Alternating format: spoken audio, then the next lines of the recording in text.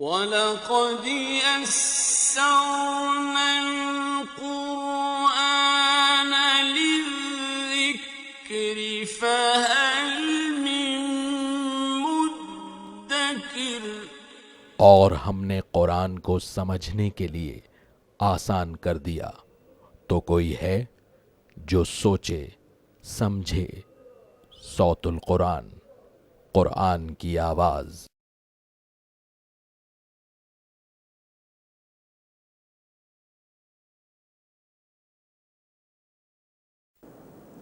نحمده ونصلي على رسوله الكريم، اما بعد فاعوذ باللہ من الشیطان الرجیم، بسم اللہ الرحمن الرحیم۔ هنالك دعا زكريا ربه قال رب هب لي من لدنك ذرية طيبة إنك سميع الدعاء۔ صدق اللہ العظیم۔ سورہ آل عمران کی آیت نمبر 38 سے ہم اپنا مطالعہ شروع کر رہے ہیں۔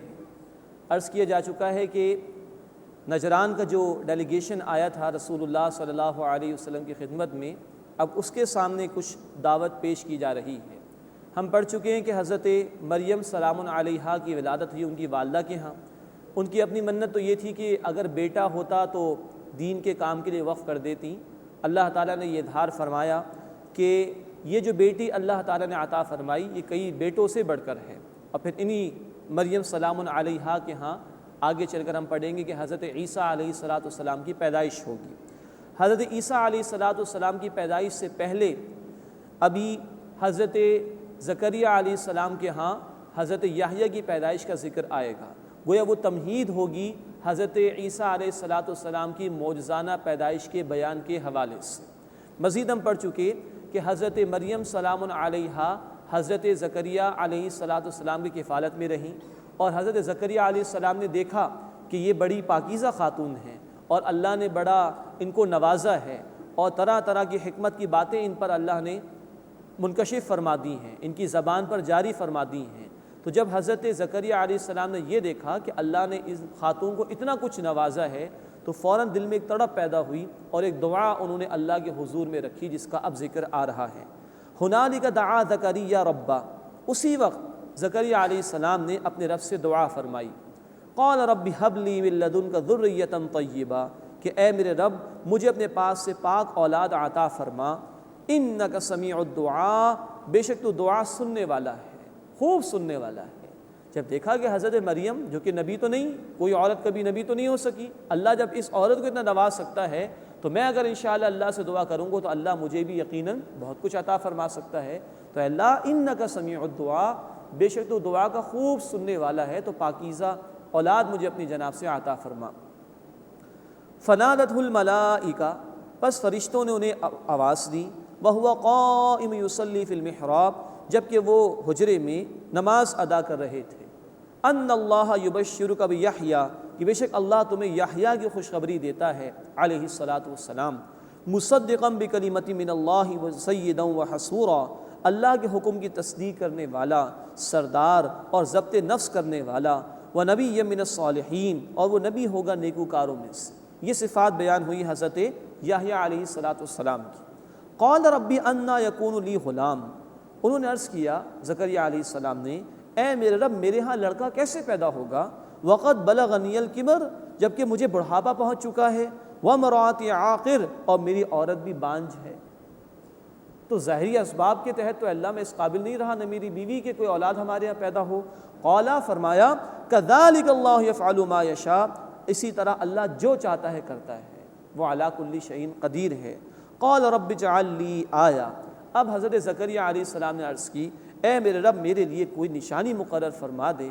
قال آیتک الا تکلم الناس، فرمایا کہ تمہاری نشانی یہ ہے کہ تم لوگوں سے گفتگو نہیں کرو گے، ثلاثۃ ایام، 3 دن تک، الا رمزا، مگر یہ کہ اشارے میں۔ تو 3 دن تک کوئی گفتگو کسی سے نہیں کرو گے، الا یہ کہ اشارے میں کوئی گفتگو ہو جائے تو ٹھیک۔ وَاذْكُرْ رَبَّكَ كَثِيرًا وَسَبِّحْ بِالْعَشِيِّ وَالْإِبْكَارِ، اور اپنے رب کو بہت زیادہ یاد کرو، صبح اور شام اس کی تسبیح کرتے ہوئے۔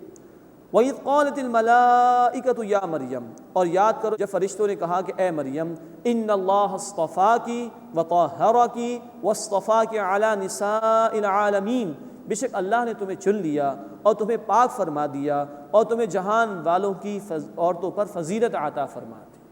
اب زکریہ علیہ السلام کے ہاں معجزانہ طور پر یحییٰ علیہ السلام کی پیدائش کا بیان مکمل ہو گیا۔ وہ بوڑھے تھے، ان کی اہلیہ بانجھ تھیں، اللہ نے اولاد عطا فرما دی۔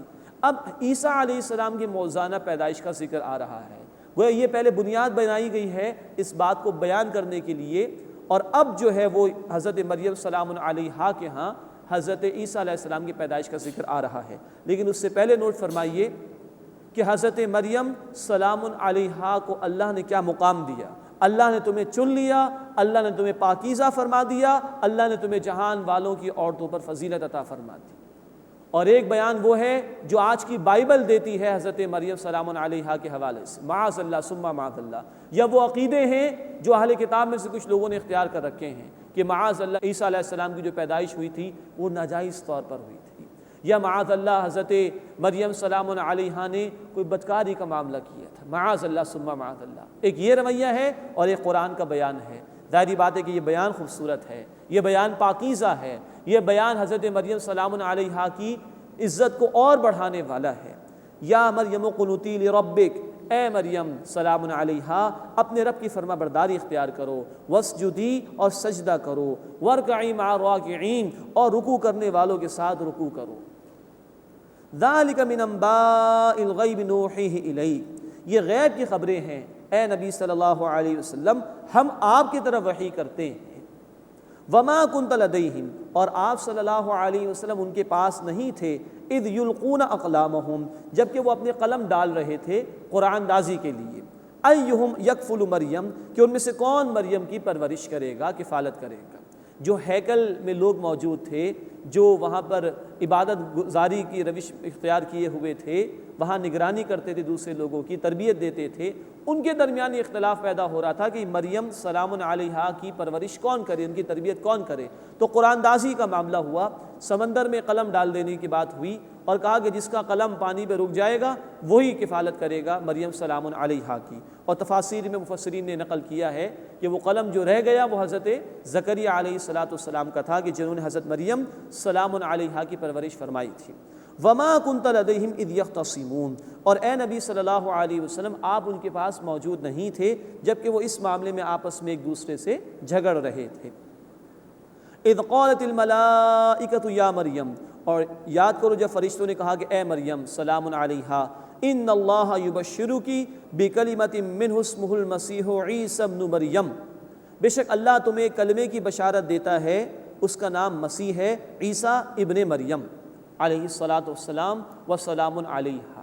اب یہ حضرت عیسیٰ علیہ الصلاۃ والسلام کی معجزانہ پیدائش کا ذکر آ رہا ہے، اللہ کے خاص کلمے سے، کن فیکون والا جو معاملہ ہے اس سے عیسیٰ علیہ الصلاۃ والسلام کی پیدائش ہوئی۔ مزید نوٹ کیجئے قرآن حکیم جب بھی عیسیٰ علیہ الصلاۃ والسلام کا ذکر کرتا ہے تو عیسیٰ ابن مریم کہتا ہے، ورنہ اور کسی رسول کے ساتھ ہی نہیں آتا فلاں بن فلاں، محمد صلی اللہ علیہ وسلم بن عبداللہ، ایسا کبھی نہیں آتا۔ ان کے ساتھ خاص اسی لیے اللہ تعالیٰ بار بار واضح فرما رہے ہیں کہ عیسیٰ علیہ السلام کی پیدائش معجزانہ طور پر بغیر والد کے ہوئی۔ تو عیسیٰ ابن مریم، عیسیٰ ابن مریم، یہ الفاظ بار بار آئے ہیں۔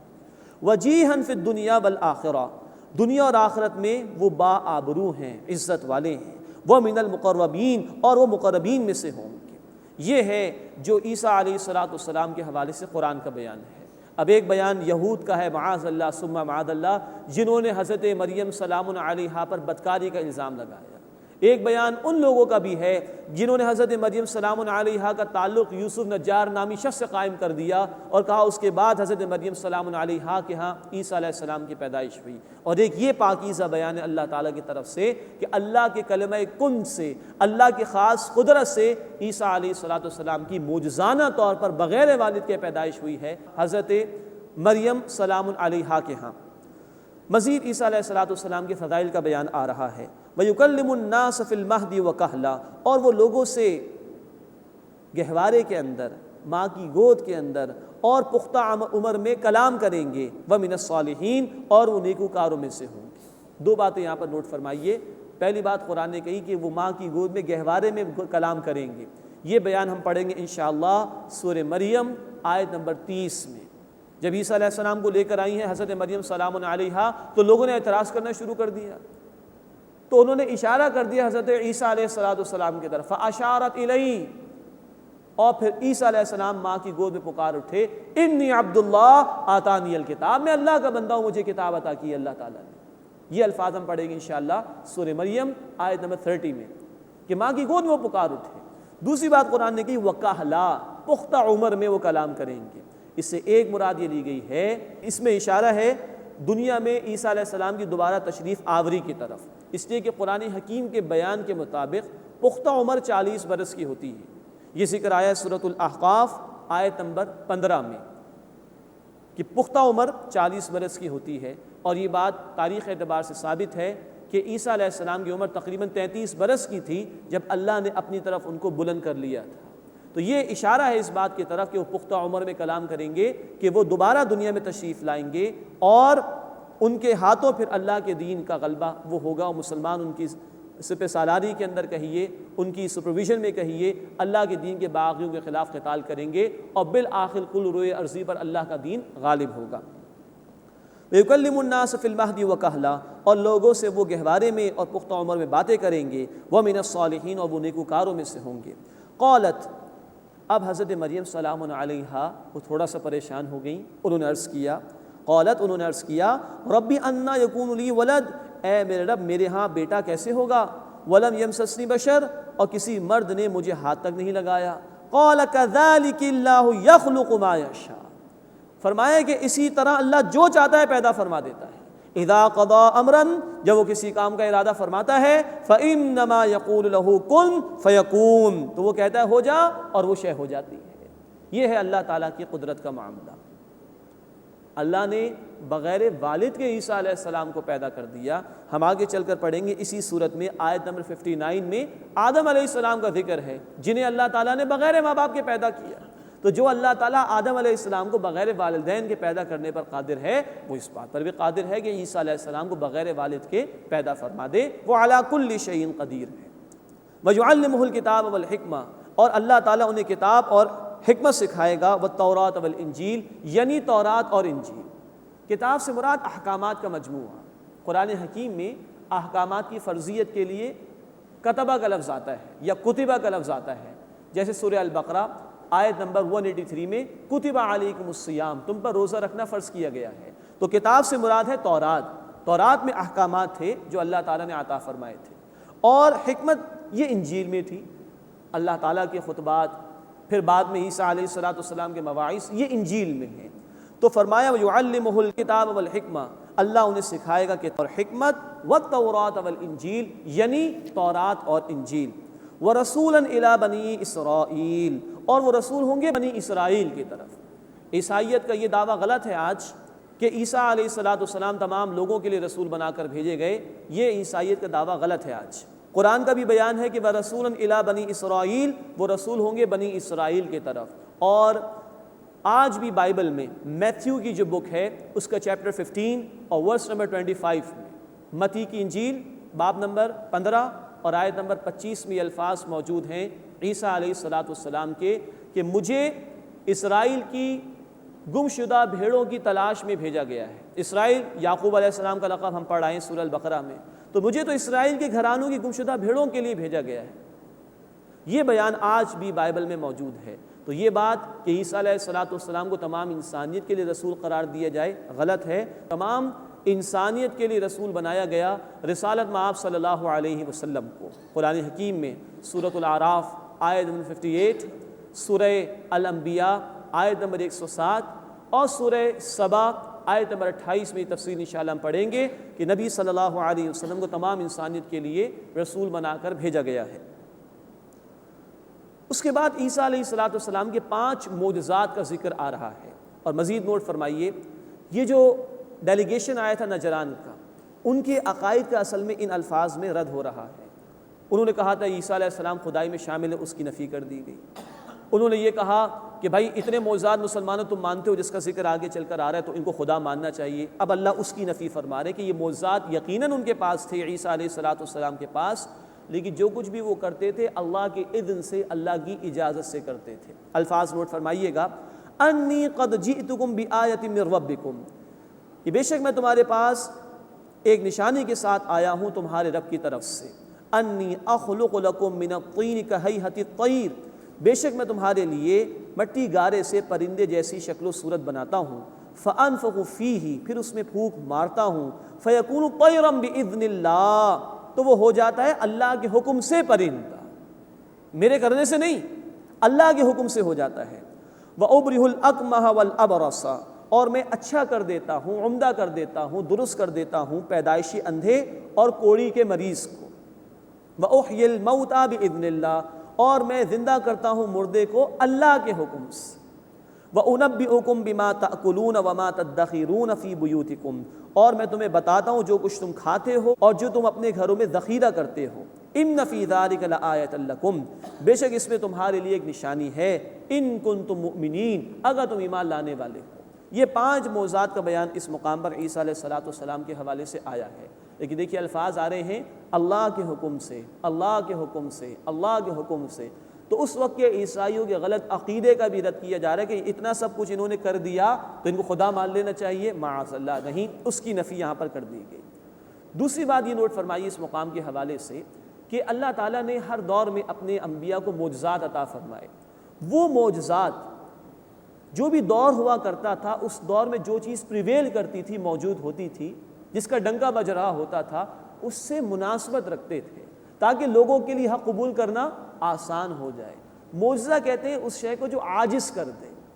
حضرت عیسیٰ علیہ السلام کے دور میں یونانی طب کا بڑا ہی دورہ تھا، میڈیکل کا بڑا دورہ تھا، تو اس سے ہی مناسبت رکھتے ہوئے معجزات اللہ نے عطا فرمائے تاکہ جب لوگ یہ معجزات دیکھیں تو عاجز ہو جائیں اور حق کو قبول کریں۔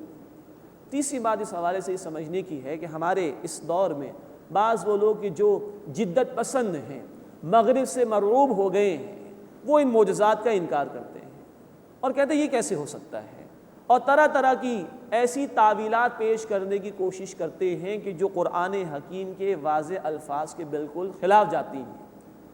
اس حوالے سے نیوٹن کا ایک بڑا پیارا جملہ ہے، اس نے کہا کہ میری حیثیت صرف اتنی ہے کہ میں کسی سمندر پہ کھڑا ہوں اور میں نے دیگر موجود لوگوں کے مقابلے میں کچھ بہتر پتھر تلاش کر لیے ہیں، باقی سمندر میں کیا کچھ ہے، اس کی گہرائیوں میں کیا کچھ ہے، یہ میری عقل میں، میری گرفت میں نہیں آ سکا۔ حالانکہ کیا مقام ہے سائنٹسٹ میں نیوٹن کا، وہ ہمارے علم میں ہے۔ بالکل اسی طرح کہ اللہ علی کل شیء قدیر ہے، اللہ کی کتنی قدرتیں ہم اس کا اندازہ نہیں کر سکتے، تو اللہ چاہے تو یہ معجزات اپنے انبیاء کے ذریعے سے ظاہر فرما سکتا ہے، اور اس نے فرمائے انسان کی عقل محدود ہے، وہ اس کو اپنی گرفت اور احاطے میں نہیں لا سکتی۔ تو وہ لوگ کہ جو دانشورانہ سوچ رکھتے ہیں، جدت پسندی کا فلسفہ اختیار کرتے ہیں، ان سے اتنی گزارش ہے، کیا وہ اللہ کو علی کل شیء قدیر نہیں مانتے؟ اللہ کو ہر شے پر قدرت رکھنے والا نہیں مانتے؟ اگر مانتے تو یہ معجزات اللہ دکھا سکتا ہے، بالکل ویسے ہی جیسے کہ اللہ کا قرآن حکیم میں بیان ہے۔ اللہ اپنی آیات پر ہمیں پوری دل کی گہرائیوں کے ساتھ یقین عطا فرمائے اور ہمارے ایمان کی حفاظت فرمائے۔ وَمُصَدِّقًا لِمَا بَيْنَ يَدَيَّ مِنَ التَّوْرَاةِ، اور میں اپنے سے پہلی کتاب یعنی تورات کی تصدیق کرنے والا ہوں، وَلِأُحِلَّ لَكُمْ بَعْدَ الَّذِي حُرِّمَ عَلَيْكُمْ، اور تاکہ تمہارے لیے بعض وہ چیزیں حلال کر دوں جو تم پر حرام کر دی گئی تھیں۔ یا تو یہ کہ تمہارے علماء سو، برے علماء نے کچھ پابندیاں لگا دی، کچھ چیزوں کو حرام قرار دے دیا، یا تمہاری گزشتہ نافرمانیوں کی وجہ سے تم پر کوئی پابندیاں لگا دی گئی، سخت احکامات آ گئے، میں حلال کرنے کے لیے آیا ہوں ان حرام چیزوں کو۔ وَجِئْتُكُمْ بِآیَةٍ مِّن رَبِّكُمْ، اور تمہارے پاس ایک نشانی کے ساتھ آیا ہوں تمہارے رب کی طرف سے۔ فَاتَّقُوا اللَّهَ وَأَطِیعُونِ، بس اللہ کا تقوی اختیار کرو اور میری اطاعت کرو۔ إِنَّ اللَّهَ رَبِّي وَرَبُّكُمْ فَاعْبُدُوا، بے شک اللہ میرا بھی اور تمہارا بھی رب ہے، بس اسی کی عبادت کرو۔ ھذا صراط مستقیم، یہی سیدھا راستہ ہے۔ تو عیسیٰ علیہ السلام کی دعوت بھی ان عیسائیوں کے وفد اور ڈیلیگیشن کے سامنے پیش کی جا رہی ہے کہ انہوں نے بھی اللہ کی عبادت کا حکم دیا، نہ کہ یہ کہ ان کو خدا مان لیا جائے اور اللہ کی الوہیت میں شامل کر لیا جائے، معاذ اللہ۔ فلما احس عیسیٰ منہم الکفر، پھر جب عیسیٰ علیہ السلام نے ان کی جانب سے کفر محسوس کیا، قال من انصاری الی اللہ، تو انہوں نے پکارا کون ہے میرا مددگار اللہ کی طرف۔ یہود کے علماء انہوں نے شدید مخالفت کی ہے عیسیٰ علیہ السلام کی، پھر دیگر یہودیوں نے بھی شدید ان کی مخالفت کی۔ تو جب احساس ہوا کہ یہ انکار پر ہی ڈٹے ہوئے ہیں، اڑے ہوئے ہیں، تو اب اللہ کے دین کی دعوت میں سپورٹ حاصل کرنے کے لیے عیسیٰ علیہ السلام نے پکارا، من انصاری الی اللہ، کون ہے میرا مددگار اللہ کی طرف؟ قال الحواریون، کہا حواریین نے۔ حواری حور سے بنا، سفید رنگ کے معنی اس میں شامل ہیں، مطلب میں یہ دھوبیوں کا کام کیا کرتے تھے لوگ سمندر کے کنارے۔ تو عیسیٰ علیہ السلام نے ان سے کبھی کہا بھی کہ تم مچھلیوں کو شکار کرتے ہو، آؤ میں تمہیں انسانوں کو شکار کرنے کا طریقہ سکھاؤں۔ مراد ہے کہ انسانوں تک بات کیسے پہنچانی ہے دین کی، تو اسی کے لیے پکارا۔ تو قول الحواریون، حواریوں نے جواب دیا، نحن انصار اللہ، ہم اللہ کے مددگار ہیں، آمنا باللہ، ہم ایمان لائے اللہ پر، واشہد بأننا مسلمون، اور اللہ تو گواہ ہے کہ بے شک ہم فرما برداری اختیار کرنے والوں میں سے ہیں۔ یہاں پہلی بات یہ نوٹ فرمائیے کہ ہمارے دین میں جماعت بنانے کا طریقہ کار یہ کہ ایک شخص اٹھے اور وہ پکارے کہ یہ ہے اللہ کا دین، یہ اس کی دعوت ہے، جو اس سے اتفاق کرے وہ آ کر مجھ سے مل جائے، اور یہ جماعت پھر اوپر سے نیچے کی طرف جائے گی، یعنی کہ ایک شخص کھڑا ہوگا دعوت کے لیے پکارے گا اور پھر لوگ اس کے ساتھ ملتے چلے جائیں گے۔ ہمارے دین میں جماعت سازی کا طریقہ کار یہ معلوم ہوتا ہے۔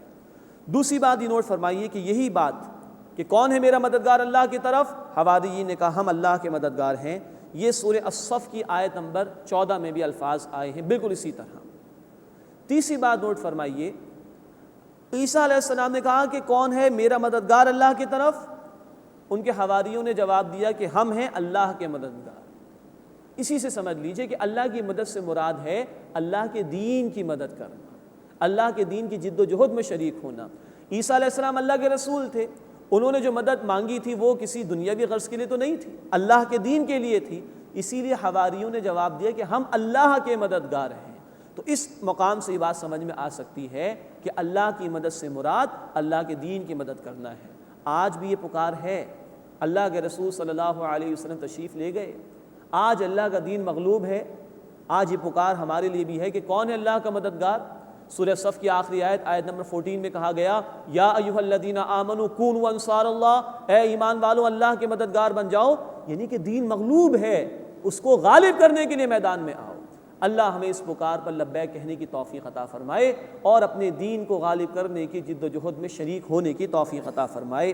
قال من انصاری الی اللہ، انہوں نے پکارا کون ہے میرا مددگار اللہ کی طرف؟ قال الحواریون نحن انصار اللہ، حواریوں نے جواب دیا ہم ہیں اللہ کے مددگار، آمنا باللہ، ہم ایمان لائے اللہ پر، واشہد بأننا مسلمون، اور اے اللہ تو گواہ ہے کہ ہم فرما برداروں میں سے ہیں۔ ربنا آمنا بما انزلت واتبعنا الرسول، انہوں نے عرض کیا اے ہمارے رب ہم ایمان لائے اس پر جو تو نے نازل فرمایا اور ہم نے رسول کی پیروی اختیار کی، فاکتبنا مع الشاہدین، بس تم ہمیں گواہی دینے والوں میں لکھ دے، ان میں شامل فرما دے۔ وَمَكَرُوا وَمَكَرَ اللَّهُ، اور انہوں نے چال چلی اور اللہ تعالیٰ نے تدبیر فرمائی، واللہ خیر الماکرین، اور اللہ سب سے بڑھ کر تدبیر فرمانے والا ہے، سب سے بڑھ کر بہترین تدبیر فرمانے والا ہے۔ اب یہاں اشارہ ہے یہود کی طرف۔ جب عیسیٰ علیہ السلام کو اللہ تعالیٰ نے بھیجا، عیسیٰ علیہ السلام نے حق ان کے سامنے پیش کیا، اور عیسیٰ علیہ السلام نے ان پر نکیر فرمائی کہ تم یہ کیا دنیا داری کے دھندوں میں لگے ہو، اللہ کا پیغام اس سے قبول کرو، اللہ کے تقاضوں پر عمل کرو۔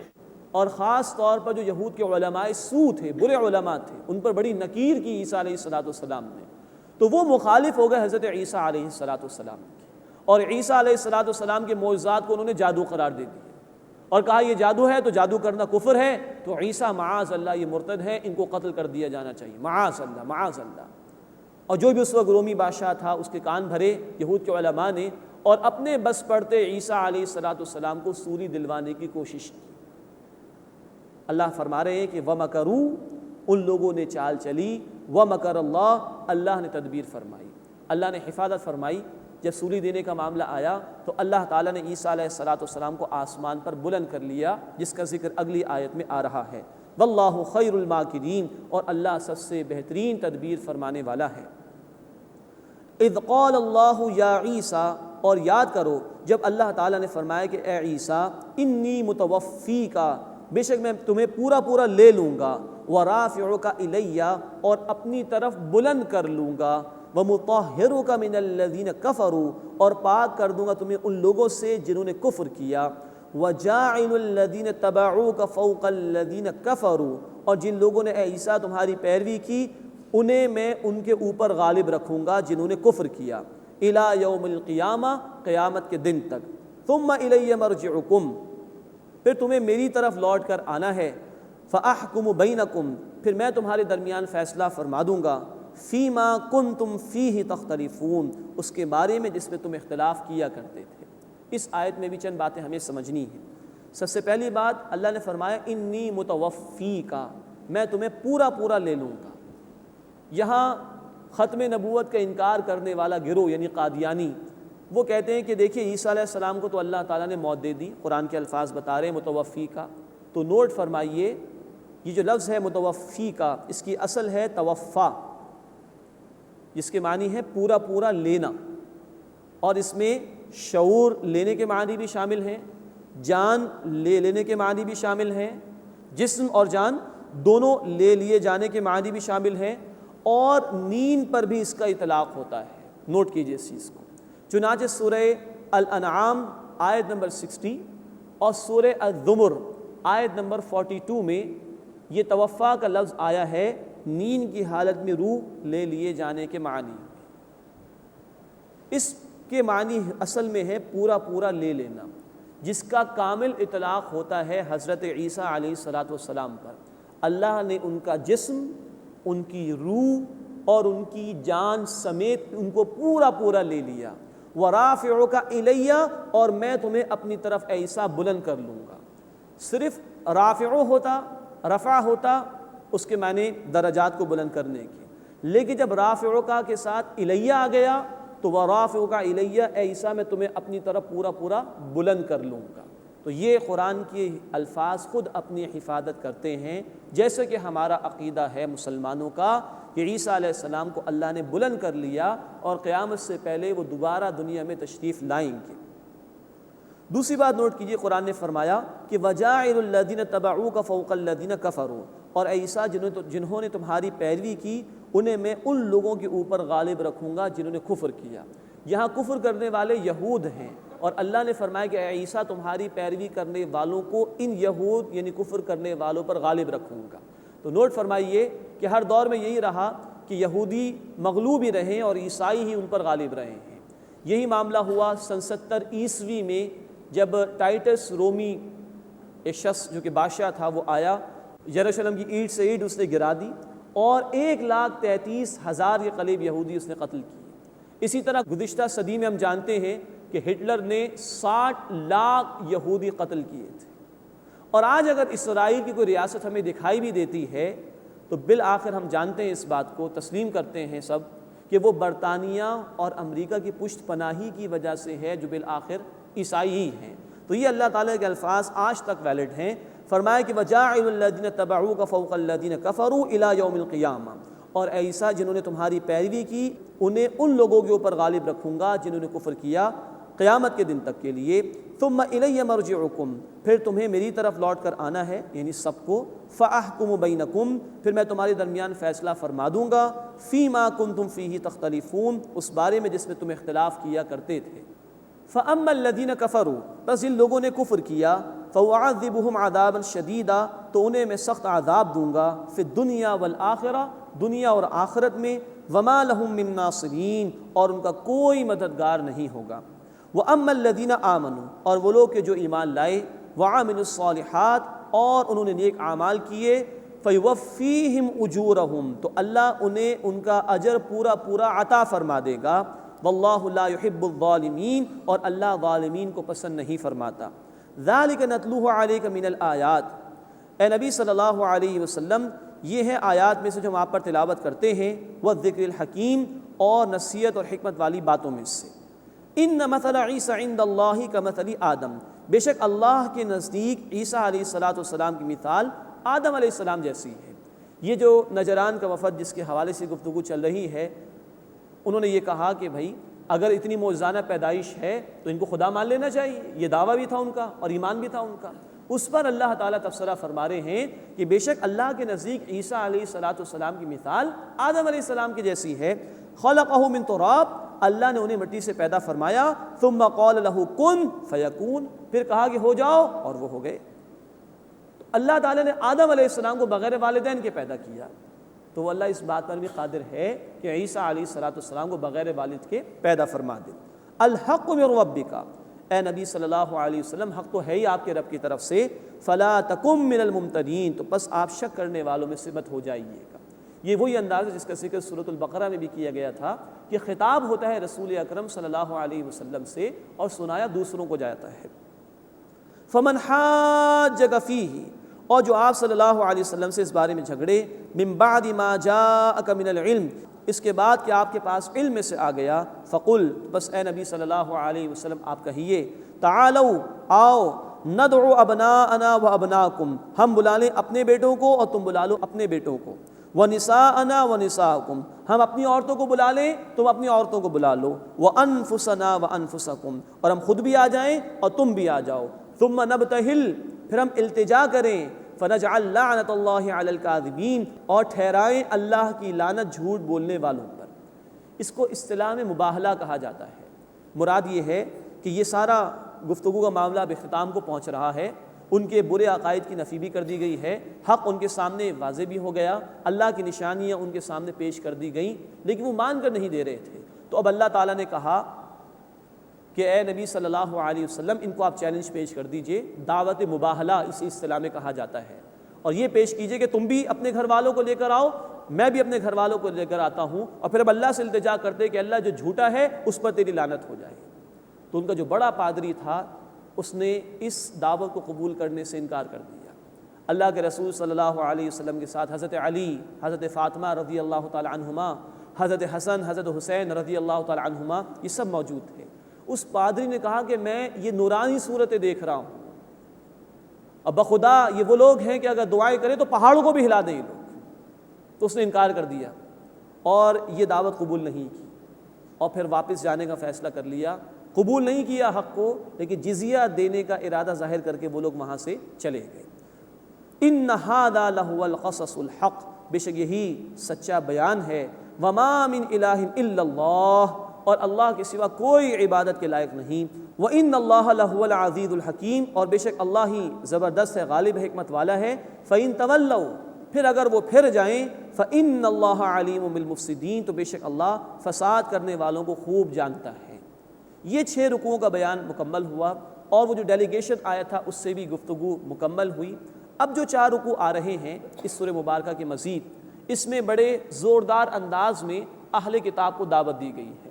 یہ تقریباً ویسے ہی انداز ہے جیسے سورہ البقرہ کے رکوع نمبر 5 میں ہم نے دیکھا تھا کہ یہود کو دعوت دی گئی تھی رسالت محمدی صلی اللہ علیہ وسلم کو قبول کرنے کی. وہی انداز ہے جو اب ان رکوعوں میں انشاءاللہ ہمارے سامنے آئے گا. قل یا اہل الکتاب، اے نبی صلی اللہ علیہ وسلم فرما دیجئے اے اہل کتاب، تعالوا الی کلمۃ سواء بیننا و بینکم، آؤ ایک بات کی طرف جو ہمارے اور تمہارے درمیان مشترک ہے. اللہ نعبد الا اللہ، کہ ہم اللہ کے سوا کسی کی عبادت نہ کریں. ولا نشرک بہ شیئا، اور اس کے ساتھ کسی کو شریک نہ ٹھہرائیں. ولا یتخذ بعضنا بعضا اربابا من دون اللہ، اور ہم میں سے کوئی کسی کو رب نہ بنائے سوائے اللہ کے. فإن تولوا، پھر اگر وہ پھر جائیں، فقولوا اشہدوا بأننا مسلمون، تو مسلمانوں تم کہہ دو کہ تم گواہ رہو کہ ہم تو مسلم ہیں، یعنی فرما بردار ہیں، ہم نے اطاعت اختیار کر لی. یہ آیت بڑی اہم ہے دین کی دعوت کے مرحلے میں، اور اس میں اصول یہ بیان کیا گیا کہ جب بھی کسی فریق کے سامنے دعوت پیش کرنی ہو تو جو بات مشترک ہو، اگریڈ اپون ہو، اس سے بات شروع کرنی چاہیے. اب آپ اس کتاب کی خوبصورتی دیکھیے، یہودی ایک طرف ہیں، عیسائی ایک طرف ہیں، اور مسلمان ایک طرف ہیں، شدید اختلافات. لیکن اگر 1 2 یا 3 باتوں میں بھی اختلاف کے مقابلے میں اشتراک ہے، ایگریڈ اپون ہیں وہ باتیں، چاہے وہ کم ہی کیوں نہ ہو، تو قرآن نے اس سے بات شروع کی ہے تاکہ افہام و تفہیم تو ہو، ڈائلاگ کا موقع تو آئے، گفتگو کا موقع تو آئے. پھر افہام و تفہیم اور آگے بڑھے گی تو اختلافات کو بھی طے کیا جا سکے گا. تو یہ قرآن نے یہاں پر دعوت کا اصول ہمیں بیان فرمایا کہ جب بھی دعوت شروع کرنی ہو تو ایگریڈ اپون باتوں سے شروع کرنی چاہیے. بدقسمتی ہمارے معاشرے میں یہ ہے کہ جب گفتگو ہوتی ہے تو عام طور پر اختلافی باتوں کو زیادہ بیان کیا جاتا ہے، حالانکہ اس کے مقابلے میں جو اتفاقی باتیں ہیں وہ مور دین 95% ہیں۔ اگر ان سے ہم بات کو شروع کریں گے تو انشاءاللہ ہمارے اختلافات، ہماری تفرقے ختم ہو سکیں گے۔ تو اہل کتاب کو بھی کہا گیا کہ ایک ایسی بات کی طرف آؤ جو ہمارے اور تمہارے درمیان مشترک ہے، ایک اللہ کی عبادت کریں، اس کے ساتھ کسی کو شریک نہ کریں، اور اللہ کے ساتھ کسی اور کو رب نہ بنائیں۔ حضرت عدی بن حاتم رضی اللہ تعالی عنہ عیسائی تھے، ایمان لے آئے، جامع ترمذی میں تفصیل ہے۔ انہوں نے سوال کیا اللہ کے رسول صلی اللہ علیہ وسلم سے کہ اللہ کے رسول ہم نے اور لوگوں کو کیسے رب بنا لیا؟ تو آپ صلی اللہ علیہ وسلم نے فرمایا کہ اے عدی، ایسا نہیں تھا کہ تمہارے علماء جس چیز کو حلال کہتے تھے تم مان لیا کرتے تھے، جس چیز کو حرام ٹھہراتے تھے تم مان لیا کرتے تھے؟ انہوں نے فرمایا کہ ہاں۔ فرمایا یہی ہے اللہ کے مقابلے میں کسی اور کو رب بنا لینا۔ تو کوئی ایسی رائے، کوئی ایسی بات، حلال حرام کے کوئی ایسے فیصلے جو اللہ کی تعلیمات کے خلاف ہوں، کوئی ایسے مطالبات اور تقاضے جو دین کی تعلیمات کے خلاف ہوں اور ان کو مانا جائے، تو جس اتھارٹی نے یہ تقاضے کیے، جس اتھارٹی نے اس کو حلال حرام قرار دیا، گویا اس کو رب مان لیا گیا۔ حلال حرام کا اختیار اللہ کے پاس تھا، گویا یہ اختیار اس کو دے دیا گیا۔ یہ ہے اللہ کے مقابلے میں کسی اور کو رب بنانا۔ فَإِن تَوَلَّوْا، پھر اگر وہ منہ پھیر لیں، پھر جائیں، فَقُولُوا اشْهَدُوا بِأَنَّا مُسْلِمُونَ، تو اے مسلمانوں تم کہہ دو کہ اے لوگو تم گواہ رہو، ہم تو فرما برداری اختیار کرنے والے ہیں۔ یا اہل الکتاب، اے اہل کتاب، لِمَ تُحَاجُّونَ فِي ابراہیم، تم ابراہیم علیہ السلام کے بارے میں کیوں جھگڑتے ہو؟ وَمَا أُنزِلَتِ التَّوْرَاةُ وَالْإِنجِيلُ إِلَّا مِن بَعْدِ، حالانکہ تورات اور انجیل تو ان کے بعد نازل کی گئی۔ تم کبھی کہتے ہو کہ وہ یہودی تھے، کبھی کہتے ہو وہ نصرانی تھے، ایسا بالکل نہیں۔ تورات اور انجیل تو ابراہیم علیہ السلام کے برسہ برس کے بعد، صدیوں کے بعد جا کے نازل ہوئی، تو ان کے بارے میں تم کیوں جھگڑتے ہو؟ افلا تعقلون، بس کیا تم عقل سے کام نہیں لیتے؟ ہا انتم ہؤلاء حاججتم فیما لکم بہ علم، ہاں یہ تم ہی لوگ تو ہو کہ تم نے اس بارے میں کچھ جھگڑا کیا جس کا تمہیں کچھ علم ہے، کچھ عیسیٰ علیہ السلام کے حوالے سے تم نے بحث کر لی، مسائل معلوم کر لیے، ڈائلاگ کر لیا۔ فَلِمَ تُحَاجُّونَ فِي مَا لَيْسَ لَكُمْ بِهِ عِلْم، پھر تم اس بارے میں کیوں جھگڑا کرتے ہو جس کے متعلق تمہیں کچھ علم ہی نہیں ہے؟ وَاللَّهُ يَعْلَمُ وَأَنْتُمْ لَا تَعْلَمُونَ، اور اللہ جانتا ہے اور تم نہیں جانتے۔ مَا كَانَ إِبْرَاهِيمُ يَهُودِيًّا وَلَا نَصْرَانِيًّا، ابراہیم علیہ السلام نہ یہودی تھے نہ نصرانی تھے۔